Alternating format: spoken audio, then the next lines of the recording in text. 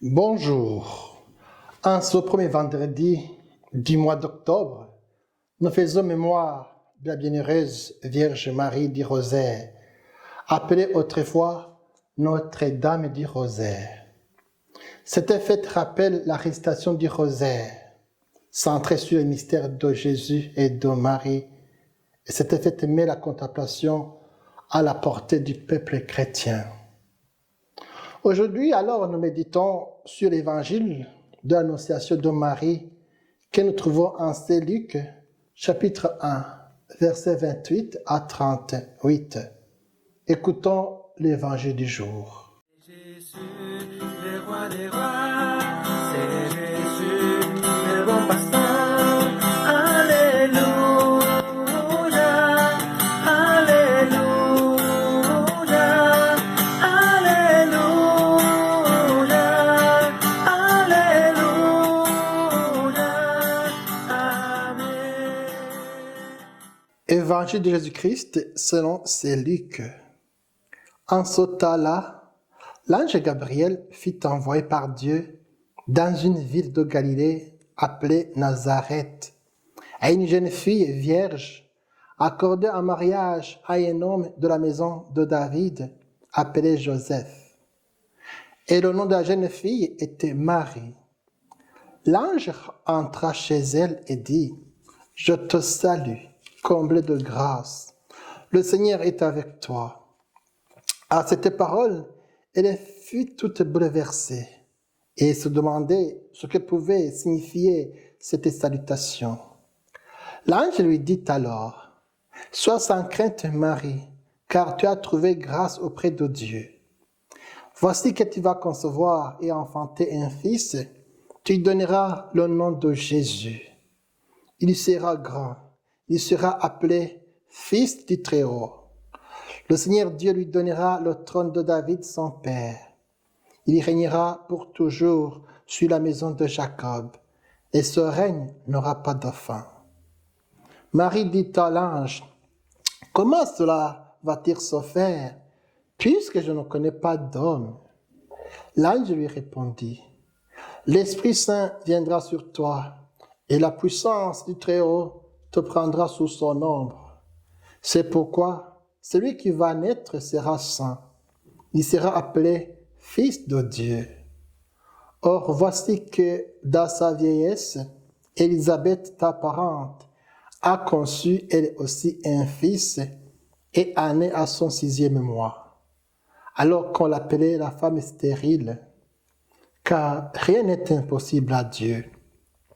Marie dit alors, « Voici la servante du Seigneur, que tout m'advienne selon ta parole. » Alors l'ange la quitta.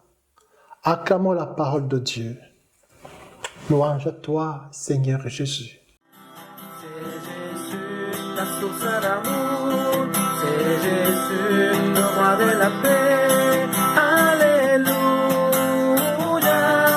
Alléluia, Alléluia, Alléluia, Amen. L'ange Gabriel annonce à Marie qu'elle deviendra une mère du Fils de Dieu. Marie consent, faisant pleinement confiance à Dieu et remettant humblement sa vie entre ses mains. Marie dit, « Voici la servante du Seigneur. » Et elle devient alors un modèle de tous les croyants et croyantes. De cet évangile de l'Annonciation de Marie, méditons sur ces deux paroles. Première parole, le Seigneur est avec toi. Ensuite, nous allons méditer sur la deuxième parole, voici la servante du Seigneur. Commençons par la première parole, le Seigneur est avec toi. Le célébrant nous dit plusieurs fois dans la messe, le Seigneur soit avec vous. Et nous répondons, et avec votre esprit. Cette parole que le prêtre utilise au cours de l'Eucharistie a été utilisée par l'ange de Dieu à Marie. Le Seigneur est avec toi, Marie. Y croyons-nous? Cette parole un peu d'homo signifie Emmanuel, Dieu avec nous.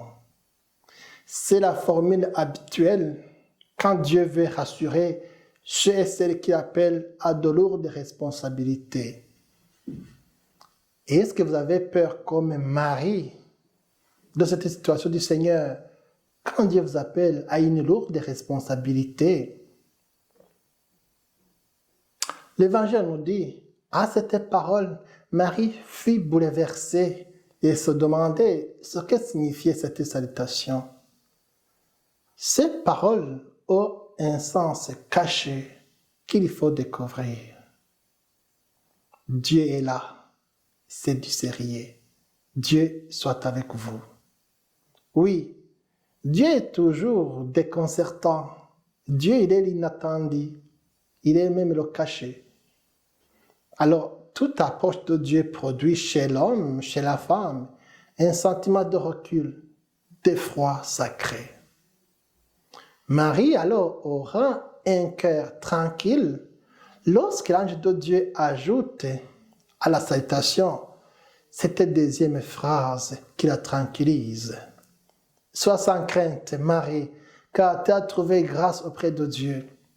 Voici que tu vas concevoir un fils et tu donneras le nom de Jésus. Cet enfant, c'est le Messie annoncé et attendu. Il sera appelé, comme nous venons de l'écouter, le Fils du Très-Haut. Sa royauté n'aura pas de fin. Vraiment une parole qui a tranquillisé Marie et qui l'a poussée à répondre avec humilité.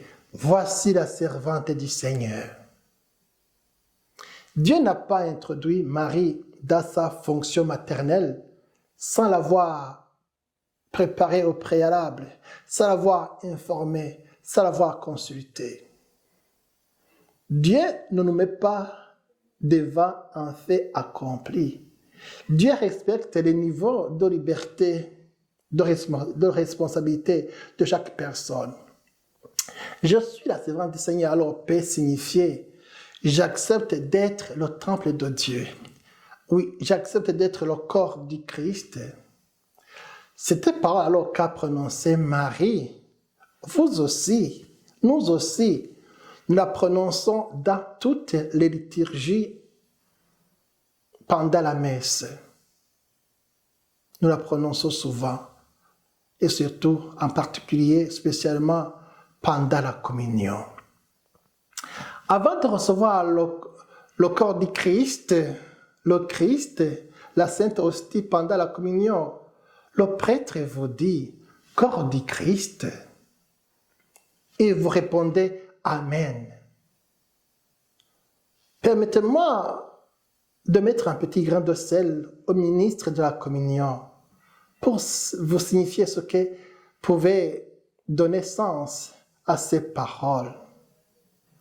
Cher ministre de la communion, ne dites pas à la personne qui communie « reçois le Christ » ou bien « prenez le corps du Christ ». Dites seulement « corps du Christ ». Corps du Christ. Cette parole « corps du Christ » signifie « acceptes-tu d'être le corps du Christ » ? Acceptes-tu d'être le temple du Christ ? Acceptes-tu d'être l'auberge du Christ comme Marie ? Acceptes-tu d'être le tabernacle du Christ ? C'est-à-dire, est-ce que tu acceptes d'abriter le Christ, d'être la maison du Christ ? Alors, notre Amen signifie « oui, j'accepte ». Amen, oui, j'accepte. J'accepte que Jésus vienne à moi. J'accepte qu'il habite en moi. J'accepte d'être sa maison. En définitive, l'ange de Dieu est envoyé à chacune de nous pour être le messager de la naissance de Dieu en toute personne. Comme le dit Angelus Celsius, ce poète mystique allemand, Dieu engendre à tout moment son Fils en toi. Dieu engendre à tout moment son Fils en moi. Soyez le corps du Christ. soyez le temple du Christ. Chacune est appelée à recevoir en soi le germe de la vie divine. Chacun de nous est appelé à devenir l'auberge du Christ, la maison où la parole divine prend chair. Chacune peut être recouvert par la nuée de la présence divine dans le sanctuaire de son cœur. Demandons à Marie de nous obtenir en paix de sa simplicité. Il suffit de dire vraiment oui pour que notre désert fleurisse et que notre stérilité devienne féconde. Amen.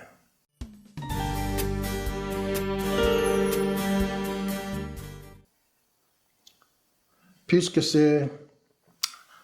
nous faisons mémoire de Marie, Notre-Dame du Rosaire, prions avec Marie.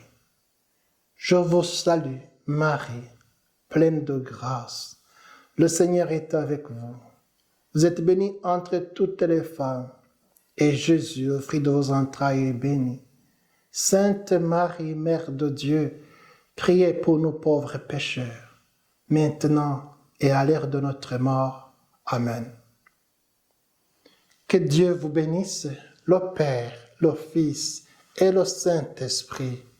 Amen.